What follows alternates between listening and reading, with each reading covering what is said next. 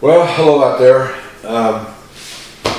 Thought I would put a period at the end of the sentence as it pertains to the Cooper's Hawk and bring you up to date.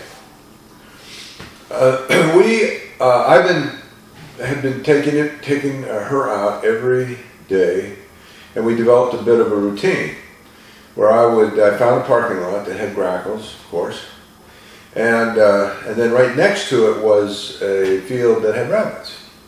So I would pull into the parking lot, unhood her, let her relax there on the fist, and then I would drive up to the grackles, and the grackles would look at her, she would look at the grackles, and nothing would happen. So I would move on and come back, try it again, and I would do that, a couple times anyway. And she never took to the grackles. I don't quite understand that. I really don't. I'm sure there's a reason, and I'm sure that if I could have trapped a couple of them and bagged her on them, it would have been a different story, but I wasn't able to do that, as you know. So the grackles were out. Eventually she would fly out the window, not at the grackles though, and then fly up on one of the lampposts there in the parking lot, and then I would park the van and go out into the rabbit field, and we'd pursue rabbits as much as we could in this cover. So that was it. And what I began to notice is she began over time to lose her zest, her zeal, I guess, for these rabbits. In fact, it dropped off.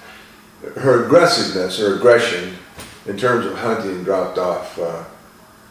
In general, dropped off, and the only thing that she seemed to be excited about ultimately was sparrows. If she was up above and there were some sparrows that were in a bush down below that I was moving around, that seemed to excite her. But beyond that, she wasn't too excited about it all. Okay, so what happened? What happened here? Well, let me use. I think I know, and let me explain it to you by reiterating what I had said earlier regarding how good she was in the field. As you may recall, she's probably the best bird I've ever had in terms of following in the field. She was Johnny on the spot, and I really appreciated that about her. But again, what happened? Early on, she would follow and take a perch up high, and but as time went on, that perch became lower and lower until ultimately, she was, I don't know, eye level. And if you haven't, figured out why, well, let me tell you why. She knew, she learned. I would never call her to the fist, understand, in the field. But she had learned that if I follow Bill long enough, I'm going to get fed. And that was true, of course. But that was also the kiss of death, I think, in terms of her as a falconry bird. And what happened is, as we all know, the parent birds will bring them food, and then eventually they quit bringing them food, and the hawk has to get out there and catch something on their own. Well, in this bird's case, being a soarhawk, it never had an opportunity to make that transition. In other words, I kind of picked up where the parents left off, and that proved to be her undoing, so to speak, and my undoing, for that matter, because I just inherited, the job of the parents. I became the source of food. So that is a lesson.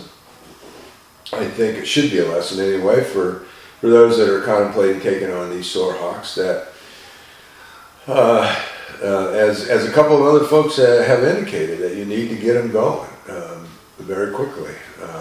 And to do that, you need to live in a place where they have opportunities, good opportunities to catch something. Because it's important that they're successful, otherwise they're not learning anything. And you will continue to be the source of the food. So that's something that hopefully will be a benefit to folks out there who might want to take on these hawks. So that was pretty much it. She really did need to make that transition. And so what I decided to do was, get her weight up and hack her out of the Muse here. And I've had good luck doing that in the past. In fact, I got some video, the old Super 8 video of Cooper's hawks that I've hacked out. I remember one used to come back into the Muse to eat. I'd go out, I'd leave the food in the Muse and leave the door open, and she'd fly in there and eat her food and then fly back out. And I have other pictures of Coopers that been out there for a while, and I can call them to the lure, that sort of thing. And then of course I had, when I was rehabbing, I'd have people bring me Cooper's hawks, young Cooper's hawks that couldn't fly. They were of course beyond imprinting, but and they'd find them and bring them to me, and I'd hard pin them and get them going and hack them out and do that, and it all worked out pretty good. Except one time, I had a falcon, and I had the falcon pushed out outside, and I heard this squabble, and I went to the window and looked out, and here's one of these young Coopers that I've hacked out on the ground, right, close to the falcon. Got its hackles up, wings out.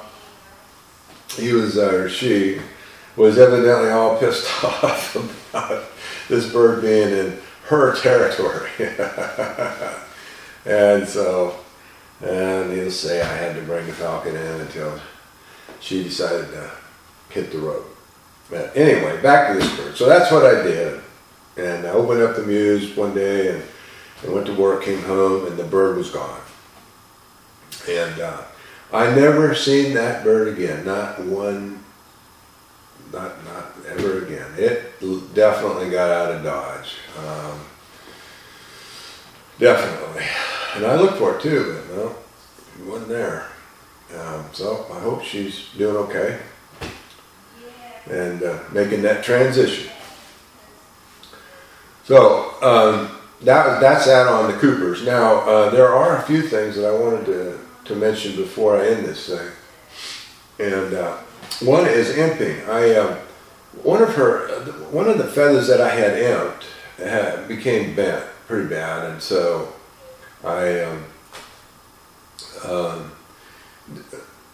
what I did, I've been wanting to use a super glue on these feathers, and so I got me some super glue, and I ran a bead of super glue down the feather, and while it was still setting up, I ran a bead of hot glue down there, and while that was still setting up, I ran another bead of super glue. And let me tell you, when that thing dried, it was hard. It was hard. I really think that, I won't know of course, but I really think that it's going to stay on there a while. So just something to consider, if you have to imp feathers, to try it out, see what you think. Now another thing, as you may recall, I remember the bird had damaged one of its scales, and I was a little bit concerned about that. And one day I was over in Walmart waiting for a prescription, and I just walking around looking at things, and I came on a small little bottle of what they call, I think it's called New Skin. It's a liquid. And I read it, and it evidently is a, you know, it's like a liquid bandage that you put on cuts and whatnot. And it very durable, it said, and it had antibiotic ingredients, and it allowed the cut to breathe and all that sort of stuff. So I thought, well, hell, I'll just try it, see what happens. So I brought her home, and for 3 days, and this is the honest to God's truth, there's no exaggeration here. For 3 days, once a day, I would put this liquid on that scale. On the 4th day, it was healed. And that's the truth. That is the truth. Now, keep in mind, during that period of time, of course, it wasn't on the, it was out in the mews. It wasn't on the pole perch where it would get, you know, irritated. So keep that in mind. So again, that might be something you want to try if you have a damaged scale. You want to take care of it. Give it a shot. See what happens. Okay, what else here?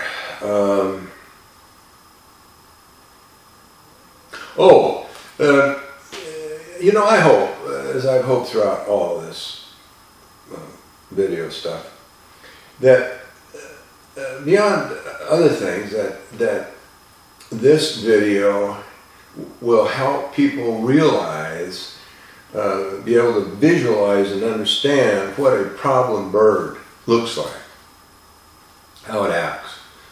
You know, and I think that's important because I'm guessing, but I imagine there are, you know, a lot of times where people will take on the Coopers that have never flown one before. And they'll get a, you know, a problem bird. And they'll think, well, that's just the nature of the beast. And then, you know, push through and struggle and ultimately, you know, become disillusioned and let the bird go and then feel as though they're, you know, less than a falconer because they couldn't train the Cooper's hawk. Well, you know, and when in fact it was the bird. It was the bird. And that's what I'm hoping that this little video will be able to demonstrate, amongst other things, of course. And if you want to see a real contrast, then look at the other 2 videos that I've done. You know, and then you can see a dramatic difference between this bird, how it acted in captivity, and the other birds, you know. So anyway, I hope that helps, as I say, give people a sense of what a difficult bird looks like, and so they're not beating their head against the wall. And, you know, they can just let it go and get another one. So there you go on that. And the last thing is, you in a couple of years, I'm going to be putting a call out for chapters for a book titled "The Passage Cooper's Hawk and Those Who Fly Them Too." Now, there's a number of you out there flying these birds now. And that's good. But I ask you to, you know, consider contributing in a chapter. And if you are interested, then you need to take copious notes and, you know, that sort of thing. And I will, of course, broadcast the this, you know, when the time comes. Like I say, it won't be for a while, but something to keep in the back of your mind if you're interested. Now, let me just tell you, keep this in mind too. The last little book I put out, you know, the first edition, if you want to call it that, initially there were 17 people that were going to contribute to that book. But when push came to shove, what was it, 7? And that was really kind of disappointing, to be honest, because it was set up to go to Western Sporting. It was going to be hardbound and all that sort of stuff. But because so few people, relatively few people, contributed, it wasn't worth it to me to do that. So it never got done. But maybe this time it will happen. Maybe we'll get, you know, a bunch of contributors. I hope so. But anyway, keep that in mind. And that's it. I will see you later, alligator.